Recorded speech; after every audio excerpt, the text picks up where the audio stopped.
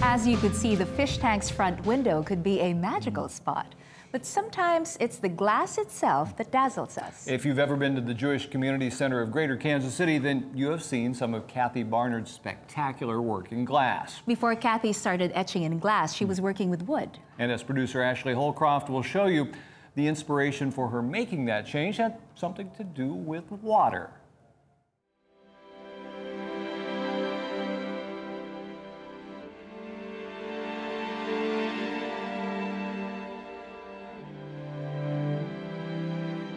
A step inside Kathy Barnard's studio is like finding a key to a secret garden. A garden where flocks of gossamer sparrows soar across transparent skies, and lush galaxies of vines and morning glories sprawl with vivid dimension across quarter-inch glass. But this garden almost looked very different. While working at Hallmark, Kathy learned to sandblast and soon set her sights on creating custom signage. But that was until a trip to California altered her course forever. I went to LA and I went on a tour of the Queen Mary, the luxury ocean liner. And they had carved glass and it was edge lit and it was bas relief and I loved it. I'd always loved Steuben and Lalique glass, but I didn't know how to do it. But I thought, if I know how to carve in wood, I probably could figure out how to carve in glass. So I just started experimenting. And having never been formally taught the parameters of her newfound craft, she was able to nimbly push the limits of the medium and soon found a strong following. Knew more people like through Hyde Park and people who were restoring their homes. And I started doing work for some of the homes there. Got so busy that I asked for a leave of absence from Hallmark, and I never went back. That was over 30 years ago. I did for a while just do the smaller pieces, the bowls, vases, and my work was in galleries all over the United States and a few in Europe. I did that straight for 3 years. It was wonderful. I had so many orders, but what I missed was I didn't meet the people I was doing the work for. I didn't get to see the joy on their faces when we reach an idea that we both love, or they see the piece for the first time. So she set out to reclaim that spark that was missing by working directly with clients on site-specific pieces. And the breadth of the work that followed was nothing short of astounding. Like this bank in Oklahoma, that over the course of 2.5 years was transformed into this exquisite nature scene.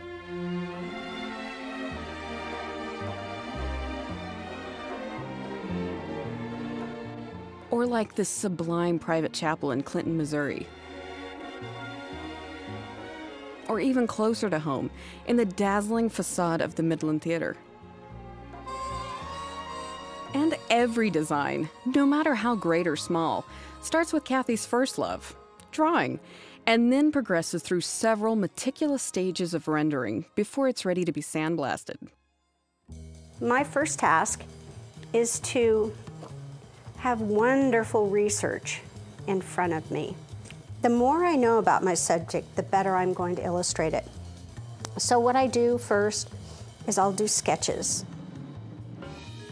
I grew up at 75th and Neiman, and there was a creek nearby.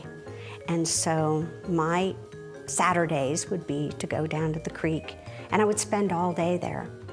And the longer you sit, you start to recognize that a certain bird has a certain way of moving through the trees. I'm fascinated by it all. And I'll do many, many drawings like this. If I'm going to do several butterflies, I will try and get to know each butterfly and the characteristics. And I think this kind of helps me get life into the subject. And with that as inspiration, if I'm going to do a three-dimensional object, then I have to think about the whole piece and all around it. So I've developed a way of doing that. I start to draw right on the piece. I might establish where my pathway of butterflies are going to fly. That doesn't mean I have to draw it perfectly on this. What I'm trying to do is establish the flow. I can then start to translate my design. Now I'll put another piece of tracing paper down and do very detailed drawings. The more detailed I can do my initial drawing, the more I know what to do when I get in to sandblast it. The piece is then carefully masked to protect the glass from unwanted abrasion. And finally, after hours of designing, transposing, and masking, the composition is painstakingly carved into the tape. Kathy then dons her safety gear and prepares to sandblast.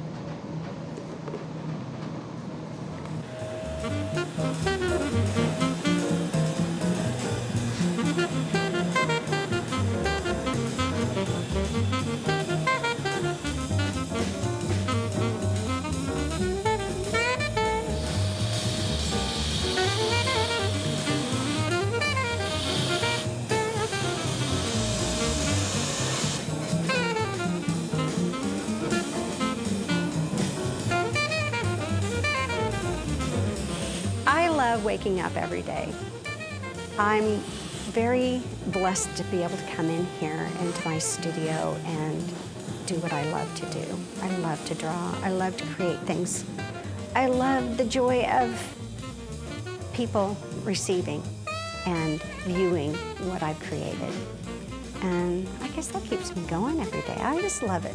I love life.